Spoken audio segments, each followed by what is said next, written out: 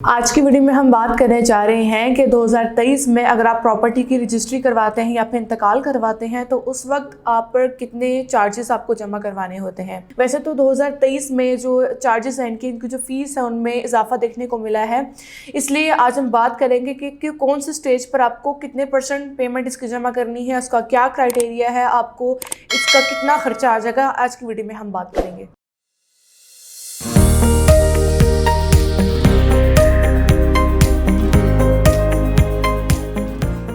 सबसे पहले तो हम बात करेंगे कि प्रॉपर्टी के इंतकाल करते वक्त आपको कितना खर्चा आ जाता है, आपके कितने चार्जेस होते हैं, कितनी फीस आपको अदा करनी होती है। उससे पहले आपको ये जानने की ज़रूरत है कि प्रॉपर्टी का इंतकाल होता क्या है। इंतकाल को इंग्लिश में कहा जाता है म्यूटेशन, यानी कि इसका मतलब है मुंतकिल होना। एक शख्स के नाम की जो प्रॉपर्टी होती है जब वो किसी दूसरे शख्स के नाम होती है तो उसको कहते हैं प्रॉपर्टी का इंतकाल, यानी कि मुंतकिल होना।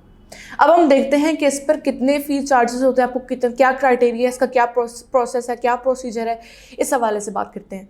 अब जो इसका प्रोसीजर है वो ये है कि इसकी एक्सेस अब पटवारियों को भी दे दी गई है, उनको भी फैसिलिटी दे दी गई है कि वो भी जो है प्रॉपर्टी का इंतकाल कर सकते हैं। और उसके अलावा राजी सेंटर को भी जो है ये फैसिलिटी प्रोवाइड कर दी गई है, जहाँ से आप जो है टोकन लगता है जहाँ पर, और वहाँ पर दोनों पार्टीज़ मौजूद होती हैं और फिर आप वहाँ पर जो है आप अपने प्रॉपर्टी का जो इंतकाल है वो करवा सकते हैं। सबसे पहले तो जो आपकी सर्विस सेंटर की जो फीस होती है वो तकरीबन 1000 रुपये होती है, जो आपको जमा करानी होती है। और उसके अलावा जो प्रॉपर्टी के इंतकाल की यानी कि जो म्यूटेशन फ़ी होती है वो तकरीबन आपकी 3% होती है।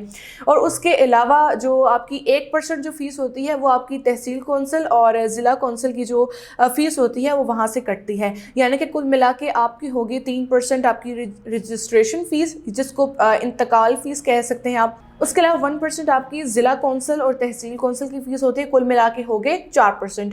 फिर उसके बाद FBR का आ जाता है, यानी कि फेडरल ब्यूरो रेवेन्यू, जिससे आपकी कटिंग होती है टैक्स की, जिसको एडवांस टैक्स आप कह सकते हैं। अब जो ख़रीदार है, जो परचेज़र है, वो उसको भी टैक्स अदा करना होता है। अगर तो वो फाइलर है तो उसको 2% और अगर नॉन फाइलर है तो 7%। अगर तो आप फाइलर हैं तो आपकी 3% चली जाएगी रजिस्ट्रेशन फ़ीस, यानी कि जो प्रॉपर्टी के इंतकाल की फ़ीस है वो। उसके अलावा 1% जो तहसील कौंसिल और ज़िला कौंसिल के ज़ुमरे में चली जाती है वो हो जाती है आपकी 4%। उसके अलावा जो आपकी, अगर आप फाइलर हैं तो फाइलर पर आपको पता है 2% का टैक्स होता है, आपको वो अदा करना होता है। तो वो कुल मिला के हो गया 3% रजिस्ट्रेशन का, 1% ज़िला कौंसिल का और तहसील कौंसिल का, और उसके बाद 2% फाइलर का। तो वो कुल मिला कर आपका 6% हो जाता है। 6% फाइलर को अदा करना है। उसके अलावा नॉन फाइलर, अगर तो आप नॉन फाइलर हैं, परचेजर हैं, तो 3% वही होगा जैसे रजिस्ट्रेशन की फ़ीस, जो कि आपकी प्रॉपर्टी के इंतकाल की फ़ीस है वो। उसके बाद 1% आपकी तहसील कौंसिल और दूसरी ज़िला कौंसिल की फ़ीस में चली जाएगी, ये हो गया आपका 4%। उसके अलावा आपकी जो अब अगर आप नॉन फाइलर हैं तो उसका 7% होता है, तो कुल मिला के आपका हो जाएगा 11%, यानी कि नॉन फाइलर के लिए 11% और अगर आप फाइलर हैं तो उसके लिए 6%।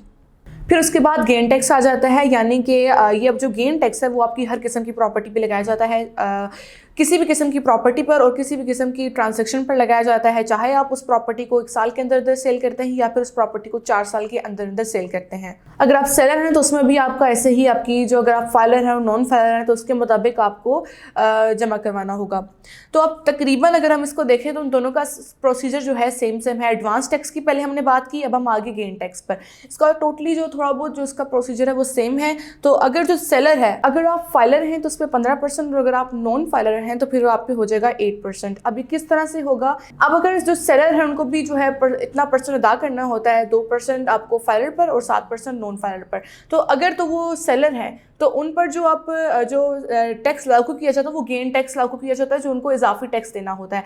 यानी कि आपका टोटली जो प्रोसीजर है वो सेम ही है एडवांस टैक्स के साथ अगर इसको कंपेयर किया जाए। तो अब 3% आपका हो जाएगा रजिस्ट्रेशन फ़ीस, 1% तहसील कौंसिल और ज़िला कौंसिल के ज़ुमरे में चली जाएगी 4%।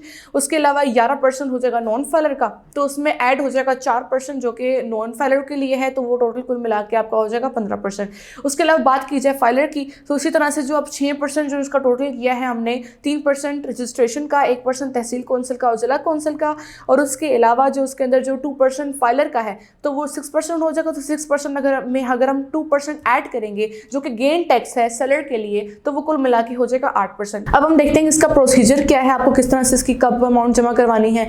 पहले तो आपको 3% जो रजिस्ट्रेशन फीस आप जमा करवा देते हैं, जो रजिस्ट्रेशन के लिए करवाते हैं प्रॉपर्टी के। उसके बाद आपको 1% जो तहसील कौंसिल और ज़िला कौंसिल में करवानी है, जो कि TMA में देनी होगी आपको। फिर उसके उसके बाद जो एडवांस टैक्स है आपको वो जमा करवाना है। अगर आप ख़रीदार हैं तो 2% फाइलर का और 7% नॉन फाइलर का। अब उसके अलावा अगर तो आप सेलर हैं तो उस पर आप पर गेन टैक्स लागू किया जाता है। अगर तो आप फाइलर हैं तो उस पर 2% और अगर आप नॉन फाइलर हैं तो उस पर 4%। ये था आप जब अपनी प्रॉपर्टी को रजिस्टर करवाते हैं, जब इसकी आप इंतकाल करवाते हैं, यानी कि म्यूटेशन फ़ी आपका कितना खर्चा आ जाता है, कितना परसेंट आपको किस स्टेज पर कितना अदा करना होता है, कितनी फीस है, इसका क्या क्राइटेरिया है, क्या प्रोसीजर है, सबके सब डिटेल्स के साथ मैंने आज की वीडियो में आपके साथ शेयर कर दी। उम्मीद करती हूँ आपको वीडियो ज़रूर पसंद आई होगी। तो अभी के अभी इस वीडियो को लाइक करें और शेयर भी कर दीजिए। हमारा चैनल को सब्सक्राइब अभी कर दें। इंशाल्लाह फिर मिलते हैं नेक्स्ट वीडियो में।